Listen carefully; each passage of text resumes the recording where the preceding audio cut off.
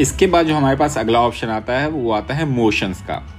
तो जब आप इस पर क्लिक करेंगे तो सबसे पहले इनेबल मोशंस का ऑप्शन आएगा। बेसिकली जब जजमेंट भरा जा रहा है तो जजेस को ये चाहिए कि वो मोशन कौन सा सिलेक्ट हुआ वो भरे या ना भरे, उसके लिए आप टिक कर सकते हैं। अगर आप चाहते जजेस ना भरे तो नहीं टिक कीजिए। यूजुअली कर देना चाहिए कि एटलीस्ट ओसी को तो पता रहे कि उस राउंड में किस टॉपिक पे डिबेट हुआ था। मोशन वीटोस, बेसिकली जज के पास ये फैसिलिटी होगी कि वो ये डालेगा कि ऑपोजिशन ने कौन सा मोशन काटा, पक्ष ने कौन सा मोशन काटा। बेसिकली जजमेंट शीट पे वो चीज़ दिख सकती है। उसके बाद मोशंस इन रिजल्ट, अगर पब्लिक इंटरफेस पे जब आप रिजल्ट्स को शो करेंगे तो अगर कोई उस पर क्लिक करेगा या कोई उस रिजल्ट्स को देखेगा तो उसको ये बताएगा कि उस डिबेट में किस मोशन पे डिबेट हुई थी या नहीं हुई थी। अगर आप चेक करके रखेंगे तो ये बात दिखाएगा। पब्लिक इंटरफेस पे मोशन किस लिस्ट में दिखना चाहिए, तो पहला जो सबसे नया मतलब जो राउंड हो रहा है उसका मोशन सबसे पहले दिखेगा।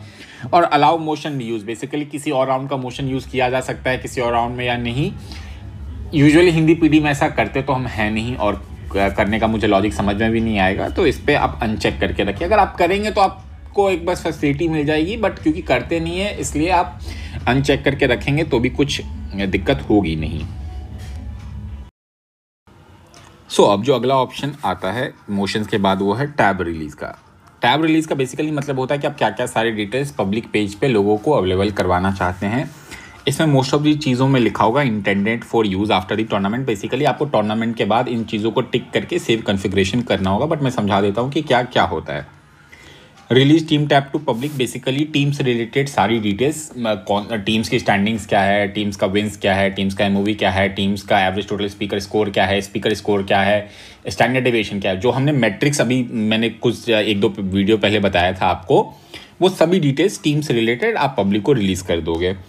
उसके बाद release speaker tab to public, same speaker से रिलेटेड सारी डिटेल्स आप स्पीकर्स टैब को आप पब्लिक में रिलीज़ करके दिखा सकते हो। रिप्लाई टैब्स, क्योंकि रिप्लाई स्कोर ही नहीं किया जा रहा है इसलिए रिप्लाई टैब रिलीज़ करने का कोई लॉजिक बनता नहीं है। फिर ब्रेक, बेसिकली ब्रेक की क्या अगर आपने कैटेगरीज बना के रखी है तो कौन सी टीम ने किस कैटेगरी में ब्रेक किया है वो बता सकते हो। Break categories in general English में होती है, जहाँ पे नोविस कैटेगरी और नॉर्मल कैटेगरीज होती है, बट हिंदी में होता नहीं है, तो कोई लॉजिक है नहीं है कि आप टिक करो नहीं करो, कोई फ़र्क पड़ता नहीं है। उसके बाद मोशंस टैब टू पब्लिक, ये आप टूर्नामेंट के बाद दिखा सकते हो कि किस मोशंस पे कितने % पक्ष जीता, कितना % विपक्ष जीता, ये सब चीज़ें आप दिखा सकते हो। आप चाहो तो टिक करके रिलीज़ करो, नहीं चाहो तो मत करो। एजुकेटर टैब अगेन, कि एजेस के कौन से स्कोर्स आप रिलीज़ करना चाहते हो नहीं करना चाहते हो। Release all rounds result to public, so tournament में जितने भी मैचेस के रिजल्ट है सभी मैचेस के रिजल्ट पब्लिक्स को डिस्प्ले कर दिया जाए, क्वार्टर सेमीफाइनल सभी चीज़ का। अगर आपने कोई क्लोज राउंड रखा है तो उस चीज़ का भी सारा रिजल्ट ऑटोमेटिकली इस पर टिक करने से पब्लिक को दिख जाएगा। फिर टॉप टीम्स कटअप, बेसिकली अगर आप चाहते हो कि सिर्फ 10 टीमों का डेटा जाए तो ऊपर से 10 की जाएगा। ठीक स्पीकर का भी, ठीक रिप्लाई का भी ऐसा ही ऑप्शन है। Speaker category tabs to public, अगर स्पीकर्स में नोविस कैटेगरी था और नॉर्मल कैटेगरी था तो आप उस कैटेगरी को पब्लिक को रिलीज़ कर सकते हो।